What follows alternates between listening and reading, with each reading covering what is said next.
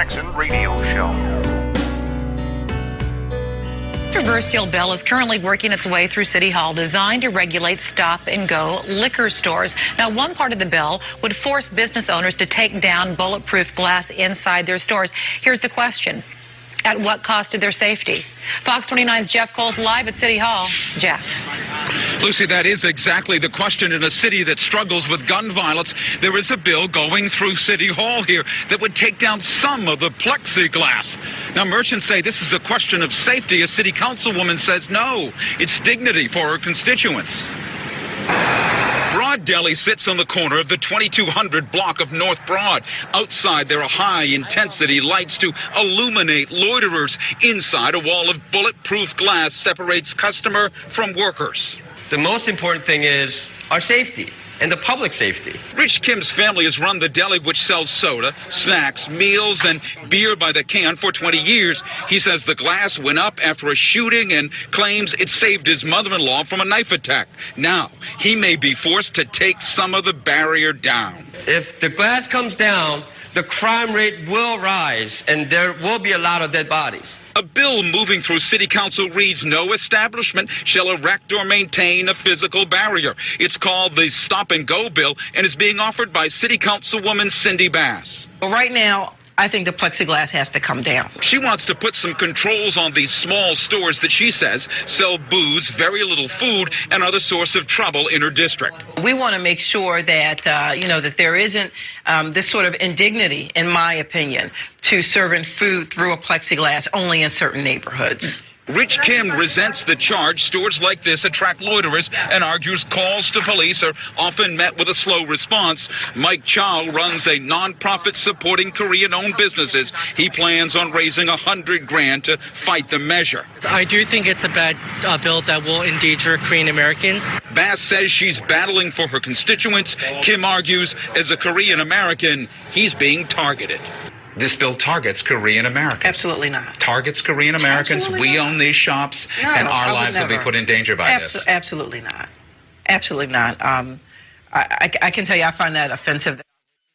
She says she finds it offensive that anybody would claim that she's targeting Korean Americans.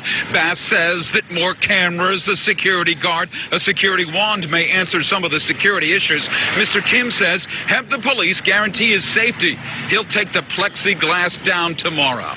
There you have it, folks. You're listening to The Kevin Jackson Show. Glad you're with me. RacePimping.com. A lady, they want to force owners to take down bulletproof glass, plexiglass, in a high crime area. These Koreans have put their businesses in these black areas of town because nobody else will. These are convenience stores, so blacks do not have to go halfway across town to go get something. Are they more expensive? Yes, they are.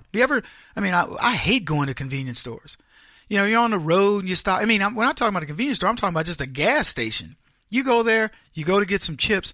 Chips are, $1.39 a bag, but if you bought them in bulk, they're like 40 cents. Candy bars are, $1.50. When you get them in bulk, they're, 37 cents or something like that. It's ridiculous, but that's how they make their money. They have to have huge markups because, they don't, I'm not going to run you through how retail works, but they do. They get big markups because they have different issues that they deal with. And one of the big issues that they deal with is they can't have the shrinkage types of protections that other people have, meaning theft. So they have the very expensive stuff is usually behind the plexiglass, cigarettes and whatever else, liquor in some cases. And the cheaper items that they can lose through shrinkage a little bit are out front. And that's why you pay 2.5 times for a bag than what, when you see, let's say that you could get something for 50 cents and they're selling it for $1.50. All right. Trust me, they didn't get it for 50 cents. They got it for 30 cents or 25 cents. The retailer's just looking for regular markup. But in a convenience store, they got to mark it up a lot more because they don't know what the problems that they're going to run into. But here's what I want to get back to. These people have been running their businesses. They don't want to put stuff behind plexiglass. You think that the owner of that store went in one day and said, we need another expense, a more difficult way of getting products to and from people. There was one of these stores, I can't remember the name of it. I lived in the hood, and I can see I can't remember I think it was a Phillips 66 gas station, but you went inside, you could get to nothing.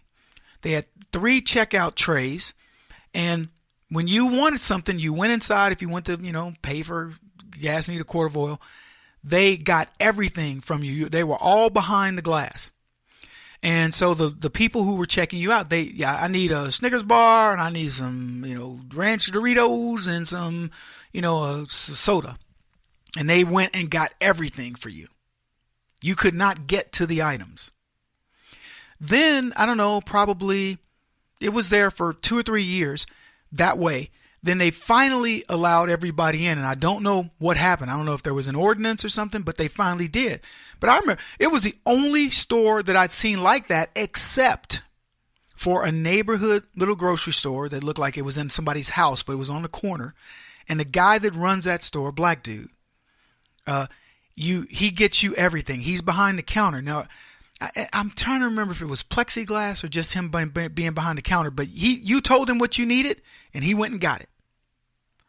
So, look, the idea that this woman doesn't seem to care at all about the safety of these owners who have put their capital at risk is amazing to me. It's like, no, it's not. It's about dignity. The guy's going, look, we put these up because we had a crime that was committed, and we want to make sure that is not duplicated. That's not what we're going to deal with anymore.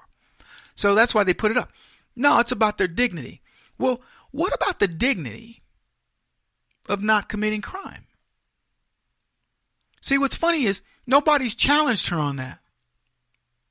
The idea that, they're taking away my dignity when they put up a barrier that won't let me get to their products. Whose product is it?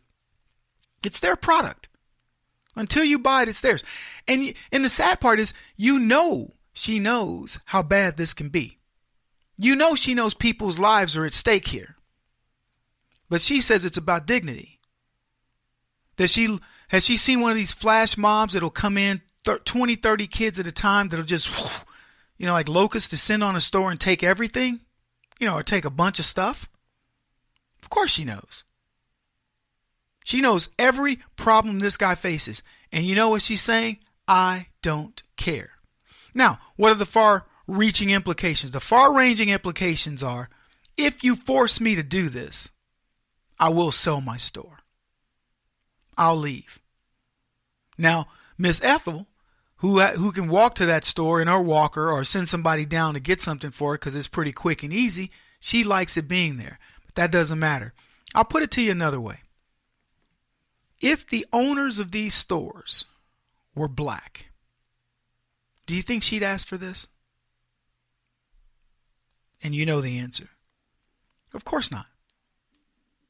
See, this is a very ingenious way of getting back at people who they believe. And I'm telling you guys don't have to believe me, but in the black community, they see these Asian people who are making money off of black folks as predators. They see them as, why are you in here selling your product at a crazy amount of money, making money off of me, and I don't have a job or whatever. So, because the Asian, these people are going to hire their family members. Like one guy said, my mother, almost got stabbed. So, it's mom, it's brother, it's sister, it's father. They all work the business. It's not a it's a 3-4 person business anyway. There's no room for them to bring in somebody else. And that's just the nature of Asian companies, period. I had a friend who owned a big computer store in Dallas, and it was all his family. And it was funny when first we got to be really good friends because I bought a lot of product from him. And I went to his house, and there were boxes of computers you could barely fit down the hallway. I don't know how many people lived there, but it had to be against code. And he told me, he goes, yeah, Kevin, he was just getting started. He's like, yeah, Kevin, he said, whole family live here. Yeah, we work here. We build big computer business here. Yeah. Yeah. And he's going through and we're weaving through stuff so I could go eat some ramen. But he was talking to me about profits. And he says to me, Americans want to make too much money, too much profit. You don't need to make too. You give good product. You give, very small, thin profit. People come back, more. And this guy went from operating out of his home when I first started working with him to having, I don't know how big it was, but it had to be 100,000 square foot warehouse. At least. He was one of the biggest computer, parts piece, in the Dallas area, and was instrumental in getting rid of companies like CompuCon, all these places that had the big retail stores. Gone. Put them out of business. Anyway, I can't believe this woman's doing this. That endangering her constituents over nonsense. Kevin Jackson on the Black Sphere Radio Network. Do you owe back taxes to the IRS or state? The secret to avoiding the IRS nightmare is to seek professional representation. My friends at Security Tax Associates provide the most cost-effective and ethical representation in the industry while helping to avoid seizures, levies, and wage garnishments. Security Tax Associates is here to ensure that the appropriate steps are taken to permanently eliminate any possibility of future tax burdens once and for all. For a free, no-obligation consultation, contact Security Tax Associates, 844-779-4177. That's 844-779-4177. 844-779-4177. Or visit them at securitytaxassociates.com.